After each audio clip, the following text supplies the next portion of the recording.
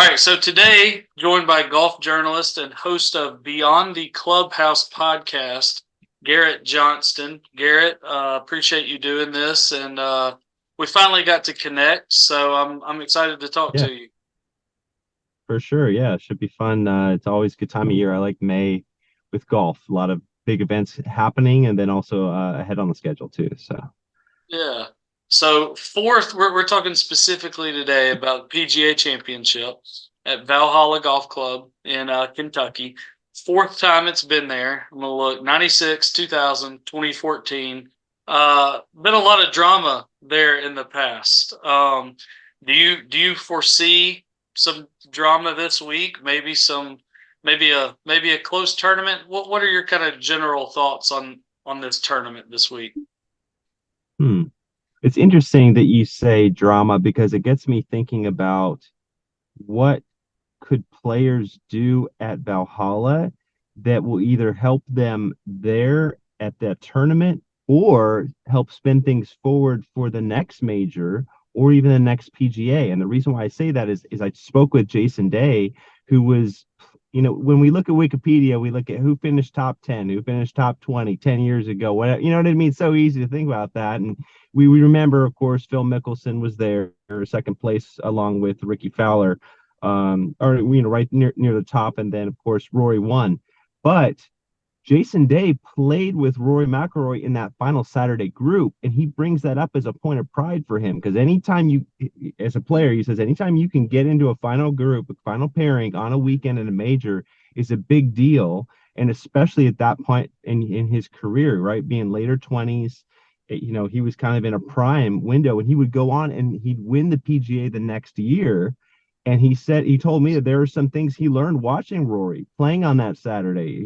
Obviously Rory would go on and win, but there were some things he took away from that helped him actually close the deal the next year. So it's not just about the drama. I think from my perspective, not just about the drama of what's happening right now in that tournament, but what is that going to do for players moving forward? Victor Hovland played very, very well and played in the final group there with Brooks Koepka last year. He had a bad break on the 16th hole. With the 70th hole, he was in a bunker plugged, and he just realized that was just how it goes. Like, you get a bad break sometimes, but he knows he had the game to beat Brooks Koepka. So it'll be interesting to see what he does and what some of these other younger players who are in that prime window, what they'll do at a major at Valhalla coming up. What do you have you ever been to Valhalla? Like what type of course is it? What do you kind of see there? Yeah, I was there in 2014. It's got some trees, but it's not like a typical Parkland tree line course. It's not like your classic New York tree line course that I think of, at least up in the New York area. Some of those great big courses. It is fairly open. A lot of rough. I know it was really wet 10 years ago, and the forecast supposed to be pretty wet for this year. So you would think that favors a bomber. Speaking of bombers, I think of somebody like Cameron, not Cam Smith. Oh, of course, he's going to have a run, but the other Cameron, Champ gosh, Davis? there's Cameron Davis, there's Cameron Young, Cam Cam Young. Young. There's too many Yeah. Camerons, seriously. I talked with Cameron Young about the PGA Championship and said, hey, what is it about the PGA that you like? And he says, well, it plays into my hands. Whatever course that we played so far, I like that distance is rewarded. And Valhalla is one of those kinds of courses. He's excited to go see it and see Yeah. how it plays. He's another example of something you look at on Wikipedia. He didn't play well in the last PGA. Of course, he was at home, upstate New York. There was a lot of pressure on him, but he still said he played well. He just didn't get the results. So it's weird how that works with players. Like, it's so easy for us sitting at our desk and looking at, okay, this is what the results were. But players, because of the expectations on him being a native New Yorker, that's part of why he didn't play well as well. And he also knows that, hey, overall his game does fit in these PGA layouts. So does that kind of make sense? Yeah. Like, I think there's a lot Yeah. going on. Players are very hard to not criticize themselves. Two things are true at once, right? That they don't want to criticize themselves, but also they know how good they are, and they know what kinds of courses, what kind of majors play well to them. So I think bombers are going to have a good chance, I think, at Valhalla with wet conditions expected. Do you think so? Valhalla, like, is it something about Valhalla where, like, the scores have been pretty good? Winning scores there at the three times the PGA's been there. Like 96, Mark Brooks wins over Kenny Perry in a playoff. 2000, we all know Tiger wins in a playoff over Bob May. And then as you alluded to, Rory by one stroke over Phil in 2014.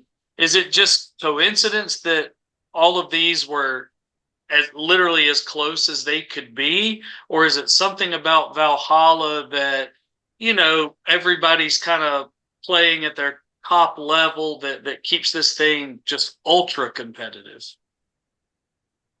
Yeah, I used to really get into the courses and the layouts and what that could mean for majors. Like, I remember Olympic Club. I was a Northern Yeah, California native, so I was so excited about Olympic Club in 2012 when sure. it was there.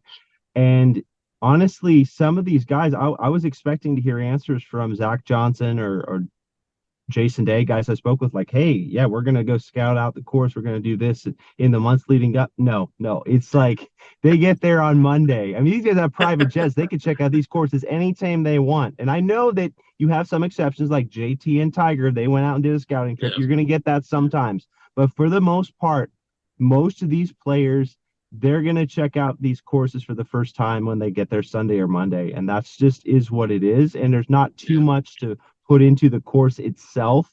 I mean, I know that there's been drama, as you just pointed out, with Kenny Perry, and then the playoff that has happened in the last time it was there, 2014, and Bob May, Tiger. That's some ultimate stuff. But in the end, I mean, there was crazy weather in 2014, and yeah, we happen to have drama, but there was crazy weather at another major 3 years before that when Rory won. And here down the street, I'm in yeah, DC at Congressional, and he blew out the field. So it's like, it's really, it's hard to have correlations with what a course will bring. It's just a matter of how players, it comes down to players and how well they're going to play.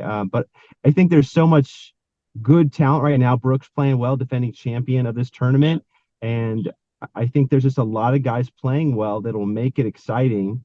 And then we're going to have some of those fringe players too. Like I said, the Cameron Youngs and guys that have been knocking on the door that haven't quite got it done yet. Sahith Theegala, he's been yeah. knocking on doors recently in majors as well. So it'll be interesting to see like what will happen. It's not just the big superstars. Let's get into the players a little bit. I want to do it this way. So we're going to take Scotty Scheffler off the board, whether that be because if he enters the tournament, Mm-hmm. he wins, or he's at home taking care of a newborn. We know he's out of Wells Fargo this week, but not named Scotty Scheffler. Who are maybe three favorites of yours, three guys that you kind of like to maybe hoist that Wanamaker on Sunday that are not Scotty Scheffler? And then I'll give you mine. Good question. Well, I'm going to start with Brooks Koepka being the Yeah, defending champ. Like, people want to say that Scheffler's the guy to beat in majors, and I know that you don't want to talk about Scheffler here, but Brooks Koepka, to me, the overall experience and what he brings to majors, he's got a secret weapon for links golf, which is his caddy, right? Ricky Elliott, who grew up in Northern Ireland, so he knows the courses really well for the Open Championship. That's some of Brooks's favorite kind of golf. So that's its own thing. He's never even won an Open. So for the outlier major, he's got that pretty well wrapped in terms of experience and passion for it. And then PGA Championship, a lot like Cameron Young, this is right in his wheelhouse. Bomber out the tee. He's comfortable in these kinds of courses. He's comfortable on these big American big tracks. I mean, for me, Brooks Koepka and his confidence level, like, it gets to another point yeah. during majors, and also the intimidation factor. Victor Hovland shared this Oh on yeah, Claude Harmon's podcast recently, saying the intimidation factor with Brooks Koepka is absolutely real. On Sunday, he's not wanting to talk about anything with players. He is just, he's in his zone, and he knows how to get in players' heads. He's figured a lot of that out, and that's a huge thing. I mean, that's something that some of these young stars are still looking for. We so quickly want to anoint the Victor Hovlands and all these guys that have been knocking on the door, the Xander Schauffele's and the Patrick Cantlays. Oh yeah, these guys are sure bet. Well, they still haven't won a major yet. Yeah. and they don't know how to get in the head of their competitor the way that Brooks does. Yeah. So it'll be interesting to see what will happen. But to me, it starts with Brooks. I like Jason Day, as I mentioned too, just because of the experience he had at Valhalla 10 years ago and what that did for his career, going on and winning the PGA the next year. He has a lot of excitement and passion for the PGA Championship because it was the one that he won first, Yeah. obviously. Um, he likes his game at the moment. So I think of those two that kind of pop up.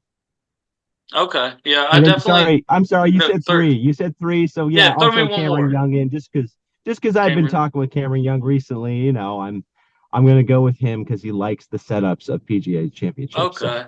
Yeah, I mean, I obviously definitely had BK as well. I mean, just easy pick there.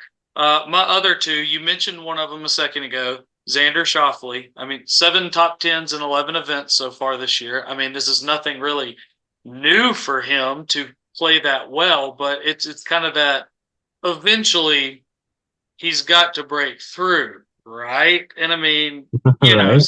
so surely sometime soon. So I like Xander, and then my other one. I mean, you mentioned bombers, Bryson DeChambeau. I mean, the start he had at Augusta. Obviously, it seems like the personality. Whether you like him or hate him or whatever. It seems like there's a lot of, I guess the word would be maturity there, but can he handle the around the greens and all that? But he seems like a guy to me that I would watch out for this week as well. Yeah, and he was knocking on the door at the Masters last month, and he's he's interesting because it seems like he figured out Augusta in the regards of that it was so easy to make fun of him saying it's a par 68. Well, you said that 3, 4 years ago, Yeah. and now he took his medicine and he found a way to really get in the mix at Augusta and find a new level of confidence, a new level of performance there that he hadn't had before. So I think, excuse me, that commitment to a different level of performance in the Masters is going to help him at these other majors too.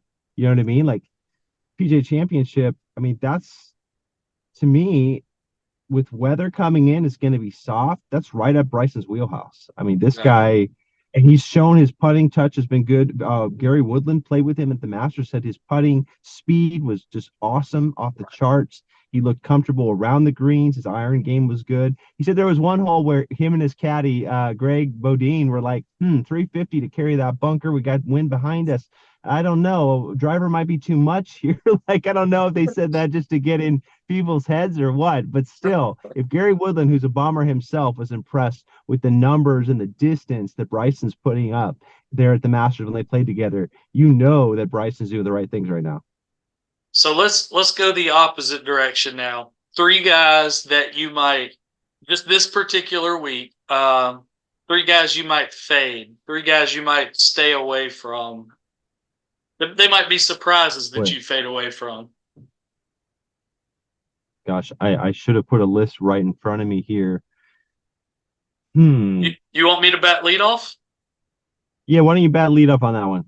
Okay, I'm gonna offend people, and this is me trying to reverse jinx it because I'm a big fan. For whatever reason, I don't really have a good reason. I've got stats pulled up on my other screen, but I don't know why. But I just don't have the greatest feeling about Max this week. I don't know why. After how well Hmm. he played at the Masters, I don't know if I don't know what it is. It's just one of those gut feelings that I don't know that he's going to be up there this week. Interesting. Yeah, I actually saw him yesterday at Quail Hollow. He had a long session on the range. I tweeted that Victor Hovland had like a 2.5 hour session on the range. So I don't know that it's probably more of a bad thing that he's working on his game so much. But also he's a young buck with a ton of energy, and he didn't Sure. look fatigued. He didn't look injured at all. So that's Victor. But yeah, I mean, right next to him was Max Homa, not for that whole length of time, but for a solid amount of time, at least an hour plus on the range on a hot, humid 90-degree Charlotte day. So yeah, I get it. Tuesdays are practice days, so that's the time. If there is a time to go all in and kind of hit more shots, it would be a day like that. Not as much commitment of how many total holes you're going to play. But yeah, Max Homa, I agree with you. I think that he's been playing so well in the past that this kind of stuff catches up with you. You can't just keep Yeah. sustaining a run like that, the run that Yeah. Homa's been on. I think eventually in one of these big ones, it's going to run out. The gas is going to run out. So I'll agree with you on the Max Homa. Yeah. I'll give you my other two, and then you can think of who you want. Uh, Jordan Spieth. Hate to say it, kind of the same thing. Would like to see him kind of turn it around. Too much inconsistency. But you can say that for a decade about Jordan Spieth, and then the next week he's like, he's in the final group. So absolute wild card there. And then my other one, Shane Lowry. He's a guy that I usually really like in majors over the last 5, 6 years, like a guy that somehow he doesn't get necessarily as much pre-tournament pub as some guys, and then you see him kind of making a run. He's top 10. Yeah. He's kind of right there. But I mean, just maybe he's just I don't know. You would have to tell me, but maybe seems a touch out of sorts lately. I mean, he tie Yeah. 43 at Augusta, tie 64 at RBC Heritage. I don't know where the game's at right now, and he's a guy that I would usually pick to do really well, and I just don't necessarily see it this week. Yeah, and I think it's easy to look at him getting a win with Rory just a couple weeks ago, thinking, okay, this is dialed in. But even he admitted that he has very little confidence over short putts right now. Right. If you're trying to make a really sustained, long, deep run in a major, you get to Yeah. Valhalla. I mean, if you're not feeling good over the knee knockers and the 5, 6, 7 footers, that's really going to be tough to keep that up through 72 holes, especially with him because he gets really tired. And I think winning Mm. tired meaning like it is easy to get exhausted in the kind of golf he plays. I feel like he's very emotional out there. He wears his emotions on his Yeah. sleeve. So it's kind of like a Sergio Garcia. You know what I mean? Like Yeah. yes, you might get hot for a while, but you know that you're using energy. You're using energy all the Yeah. time. So at a certain point, maybe Sunday it catches up with you. Maybe later in the tournament it catches up with you. And I feel like Shane is that kind of player where, yes, he got through it with Rory, kind of on emotion and old swagger and excitement from the old days recently. But like you said, his performances in tournaments, solo tournaments, like he's RBC was not good, and Masters he was really kind of out of touch there. So it's not, the pieces aren't quite together for Shane at the moment.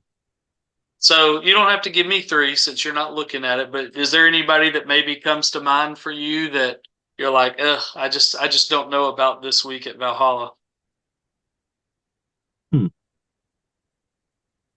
Trying to think of the bigger names if those pop up. I think I think a Corey Connors. I know I actually spoke with him yesterday about PGA Championships. He's been in the mix Yeah. at a couple. Like he was the 36-hole co-leader last year at Bay Hill, Oak Hill, Okay. 36-hole co-leader at Oak Hill, and then he was the solo leader at the 2021 PGA after the first round, the one that Phil won at Kiowa over there in South Carolina. So he has experience, and that's where I get to. Like remember at the beginning of this, we talked about some players are going to win, or obviously players are going to have a win or a top five, and we're going to remember that and see that on Wikipedia. But other players, like a Corey Connors, ended up finishing 12th and 17th in both of those examples I have of PGA Championship experience. So I know I just talked him up, but I just feel like his game right now, the putter is just not there. It's not hasn't been consistent enough all season, and around the greens has been a little dodgy. So I just think that even though he's such an elite iron player, shots gained approach is it's just awesome for a guy like Corey Connors. I just don't think that the short game's enough to keep him kind of in the mix, and I would fade a guy like Corey this week. All right. How about this? How about a guy kind of off the wall, a surprise, a guy who on Sunday is going to finish top five, top 10, that kind of thing. We'll say top five, that would surprise all of us, like a name that hasn't been there before and really kind of, I mean, maybe he has been there before, but you just don't know him as well, and he kind of burst on the scene this week. Hmm. I think a guy like Akshay Bhatia who we did see him win, right? He won in a Yeah. playoff just right before the Masters, right? It was just Yeah. last month against Denny McCarthy. He is really been a consistent player, and that's his second win already on tour. He's only 21. I talked to him yesterday as well, and we talked about that there's moments in your career that are special. For him, it was walking to the first tee at Valspar in 2019. He high fives and hugs with all players from the first, well, I should say the 10th tee. He had to walk by the first tee to high five Adam Hayes, John Rahm's caddy right there, and a bunch of other guys, John Rahm, and like it was a cool moment. So anyway, I get into the sentimental stuff with Akshay Bhatia, but he's already had done so much in the 4 years he's been on tour. Yeah. What I like about him though is he was asked by Sean Martin for PGAtour.com, what is your strengths right now? How do you feel? Why are your shots getting approach and shot getting off the tee so good? And the combination of them, I think there's only two guys better with that combination, those two stats. And he said that basically he's confident with his driver. He can work it both ways. He's just really good at visualizing, seeing shots off the tee, also shaping shots. He likes to, adjust the club face, right? So with iron shots, he loves kind of like doing the draw where he's closing club head and then opening it for a fade. And he's just very, very aware of club face and very comfortable with working different shots with his irons. So, I mean, he said overall he's got a ton of confidence in the main clubs and in the big clubs and the big distances. So I think a guy like Akshay, as we talk about a bomber's paradise in a longer course with rain at Valhalla, I think this is going to play into his hands to be a guy that could make a run as maybe not a top favorite going into the tournament, but being a guy that could finish in the top 15. Yeah, I like that pick. I looked at him. I ultimately went with a guy who has more major experience and more major success, but a guy that, at least to the average golf fan, isn't paid attention to as much. But my guy was Minwoo Lee. I mean, Oh yeah. I mean, he's finished in the top 21 in all four majors in the last 2 years. I mean, so I forget which ones were which, but I mean, he's been there and he bombs it off the tee and he's fairly accurate off the tee. Now, where he gets into trouble is that approach and that putting. But Bomber's Paradise is going to be wet. He seems to have some sort of pedigree about him in these major tournaments for whatever reason early in his career. I just think he might be a guy that we look at Sunday and say, hey, does this guy maybe have a chance down the stretch? That kind of thing. Yeah, and Minwoo is such a good personality too. And I love his Call of Duty.